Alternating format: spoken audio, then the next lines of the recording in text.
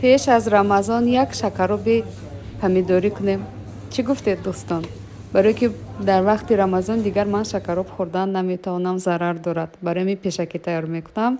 شکروبی ما امروز پمیدوری است. پیاز و کبوتی و پمیدور رو با سنگ میکوبیم تا شیره و شربتش براید و پیاز چقدر کوبیده شود همون قدر فایده‌ناک می شود. حاضر با آن چکه می اندازم. اگر تابستان باشد چکه نمی اندازم، برای که پمیدوری موسمی اونقدر بامزه‌تر نیست. برای همین چکه می اندازم، نمک و خوب آمیخته کرده آب جوش آمده ایستاده می اندازیم. حتما جوشیده ایستاده باشد تا تلخی پیاز رو گیرد و آبی ما شیرین شود.